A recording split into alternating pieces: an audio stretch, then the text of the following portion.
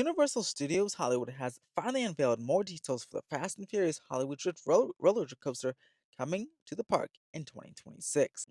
In this video, we'll be going over the video animation they released, as well as new concept art for the whole area, as well as the train car itself.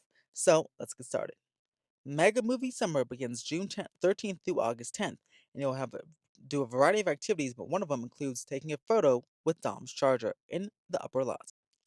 These roller coaster cars will have onboard audio and speakers on each seat, and even a subwoofer on the bottom, so the sound will be banging. These cars will be able to rotate 360 degrees, and it'll be a controlled spin like Cosmic Rewind. This is the classic Intamin style train with the lap bars, meaning everything will have to go in a locker, so you can have a nice free flowing ride. While the lighting won't have any track, the car's taillights and headlights will be shining throughout the night. Each train will have four cars, each themed to one of the characters' movies. Each car will have four seats, so 16 riders per train, two trains on the track at all time. There's rumored to be 8 total trains in operation. Now, let's go ahead and talk about the video they released, Universal. Universal released a 40-second animatic video with some real-life footage of Fast and Furious cars and some concept art renderings. So in the rendering, you can see that the Simpsons ride is still there because that is not closing anytime soon. Springfield may get rethemed, and we'll talk about that when we talk about the concept art a little bit later. But in this animatic, you can see how the controlled spin is going to work. It would feel like you're drifting on the turns. The spinning will really only be on the turns, and it'll feel like you're drifting, which will be awesome. Again, it'll be going 72 miles per hour, and that is from the when you launch from the very bottom of the coaster up onto the stall, and then you go over the escalators. That will be the whole 72-mile-hour section, I'm sure of it. But also in this video, we can see that there's very minimal theming, which makes sense because you're going so fast. But there's no road signs, there's no other buildings, and there's no city facade on the sound wall. The sound wall, I thought was going to have maybe a city facade. I know that was rumored, but it looks like it'll just be some regular material, like regular sound wall material.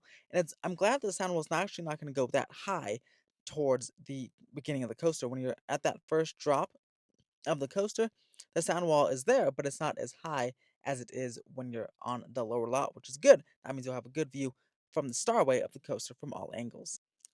It's also worthy of note that the studio tour is still in the animatic. Now, the studio tour is rumored to be relocated, but I've heard that's happening in 2027, so it makes sense that the studio tour will still be on this route when the coaster opens next year. Also, you can see there's some greenery returning. Again, not a lot of theming, but there is some nice greenery and lush greenery returning. The fire road is still going to be there when the coaster opens as well. So let's talk about that concept art that they released, because this is the first official concept art that Universal has released for this coaster, and is basically almost done, as per usual with Universal. So let's go dive right in. We're going to start left to right here, and let's start over to the left where the coaster returns into the station near the maintenance bay. And you can see there's blue floodlights there, which is great because the coaster track itself won't be lit up due to neighbor concerns and stuff like that. You don't want any light pollution incoming to the houses or the studio area. So the coaster will be dark at night, but there'll be blue floodlights by the queue area that will shine up into the station, which will be pretty cool for some nighttime lighting. You can see also on this side is the entrance right here. I thought the entrance would be near the Springfield sign, but it looks like no. The entrance will be right here on this side toward the final brake run and towards the maintenance bay over by La Cocina, which is pretty cool. And it looks like there's a couple entrances you can enter from the decision hub, which is the main plaza there, or over to the side on the pathway heading over towards La Cocina, which is pretty cool. Looks like there will be a nice little plaza you can look underneath the track, which would be awesome to see. Then the main queue looks like it starts inside the station itself. Next up, I want to talk about the area next to the entrance. So right here you have some sort of marquee. I don't know if it's like a projection or some artwork that will be painted or something on the side of the station, but I'm just so glad that all this brick, this monotonous brick, will be broken up with some nice artwork. I do hope it's really not a projection because that would really suck in my opinion. I think it should be a nice vinyl piece of artwork or some graffiti art or just a mural on the side of the station to show that hey, this is Fast and Furious Hollywood Drift. And it looks like there'll be a car, one of the cars of the coaster on it. So that looks pretty awesome if it is not a projection. Next to that, you have the gift shop, and the gift shop looks absolutely beautiful. The doors are probably my favorite part of this entire uh, concept art, or at least the station building, because the doors look so cool and unique, and they're already installed right now. Universal High posted a picture on Twitter a few weeks ago of those doors.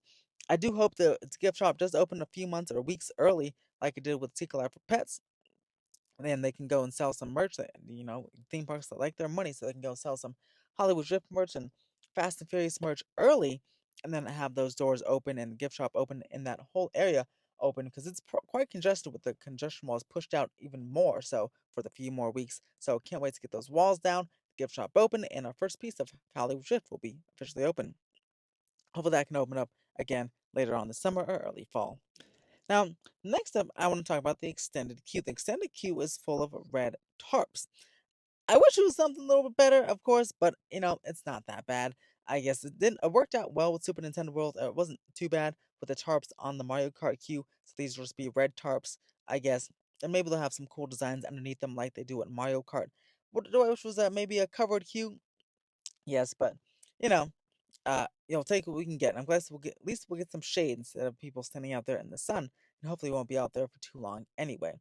While I'll talk about extended queue, I want to talk about the little structure in the middle of the actual island there. The structure in the middle of the course that's now being painted black. That will be extended queue, but they didn't really show that much in the animatic about that structure, so I don't know if that will be themed or not. But right now, I think it'll just be a plain structure. And next up, let's talk about Springfield and this concept art. So, like I said, the Simpsons ride is still there and will be there for at least, I feel like, another year or so. But and the Springfield sign, by the way, is the Springfield marquee is still there. It's covered up right now in person because to protect it from dust, because it will be remaining. But interesting, I've heard some rumors that the Luigi's Pizza area and stuff will be rethemed. Just those three restaurants, Stuffed Brewery, Luigi's Pizza, and the one next to it will be rethemed to fit in with Fast and Furious. Now, coincidentally, those are the only ones that show up on the art. Even you can see the taco truck doesn't seem to be there as well. The Bumblebee taco truck doesn't seem to be in its location. So I don't know. Now, people are saying, hey, maybe because of the Disney legal licensing, they can't put the Simpsons stuff on the concept art.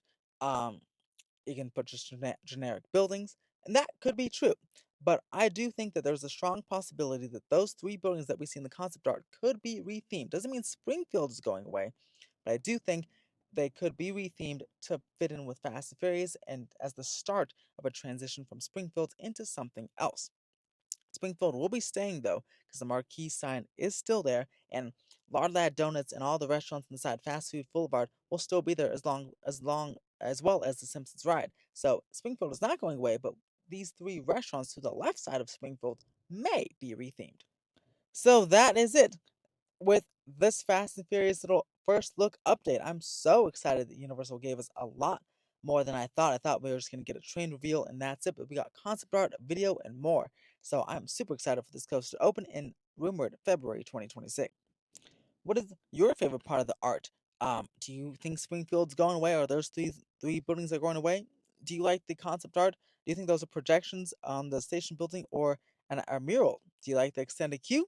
What do you think about 72 miles per hour? I was right. I remember I showed you guys on my last video, or one of my other earlier videos of Fast and Furious details. I said it would be going 73 miles per hour. That's what I heard, and I was off by only 1 mile per hour, so I was pretty darn close. So that's pretty fast. What do you guys think about that? And do you guys wish there was more theming on the course? Let me know in the comments below. And as always, have an epic day. Like and subscribe.